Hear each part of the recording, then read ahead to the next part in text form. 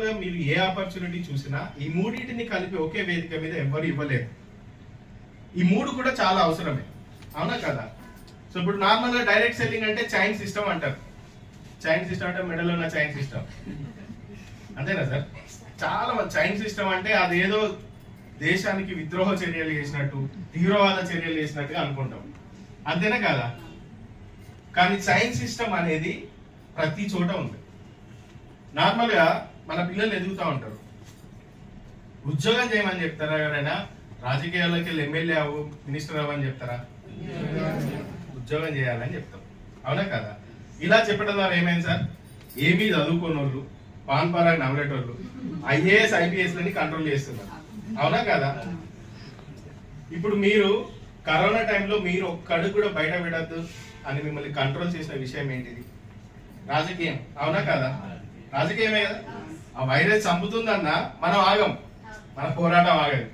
October 2వ తారీఖు రోజే మందు కావాలి.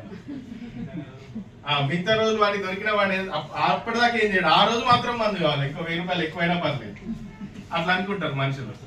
సో అట్లాగనే అట్లాంటి మనుషులని కంట్రోల్లో ఒక 1 year పెట్టిందంటే ఏ పవర్ పెట్టింది? Political power.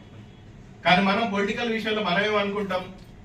అదొక అవినీతి రంగం, అది మనకు సూట్ అవ్వదు, దాని వైపు మీరు వెళ్ళకండి అంటారు. కానీ ప్రపంచాన్ని, దేశాన్ని, ఊరిని, నిన్ను నన్ను నడిపించేది ఏంటిది?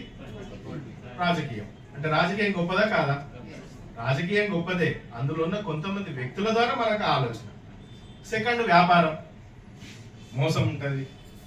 వాడంతా డబ్బు సంపాదించినట్టు ఎవరినో చీట్ చేసేది కాబట్టే సంపాదించిండు, కాబట్టి డబ్బు మహాపాపం, దాని జోలికి పోవద్దు, ఇట్లాంటివి మాట్లాడతాం. ఈ మహాపాపం అన్న వ్యక్తికి హార్ట్ అటాక్ వచ్చేది, హాస్పిటల్ పోయిండు. ఇప్పుడు అక్కడ ఈయన చెప్పిన సామెతలు, ఈయన చెప్పిన మంచి మాటలు అయితే డాక్టర్ సర్జరీ చేస్తారా? మళ్ళీ ఏం కట్టాలి అక్కడ? ఈ పాపం అన్న డబ్బునే కట్టాలి కదా. అంటే డబ్బే అన్నిటికీ యూజ్ అవుతుందా కాదా? అంతే కదా. సో అంటే ఇక్కడ మనం ఏం ఆలోచన చేయాలి? సో మనకి ఇక్కడ ఈ వ్యవస్థలు అన్నిటికీ కావాల్సిన దానిని మనం ఏమనుకుంటున్నాం అంటే, మన మైండ్ సెట్ ఎలా ప్రిపేర్ అయిందంటే మనకు కావాల్సిన దాన్ని మనం అవాయిడ్ చేస్తున్నాం, దాని గురించి సరైన అవగాహన లేకుండా, అంతేనే కదా. సో కాబట్టి ఇక్కడ ఈ మూడింటిని కలగలిపి ఇండస్ యువ ఒకే వేదికపై అందిస్తుంది. సో ఇది ఇండస్ యువ యొక్క హెడ్ ఆఫీస్ అంటే బెంగళూరులో ఉంటుంది. ఈ ఫోటో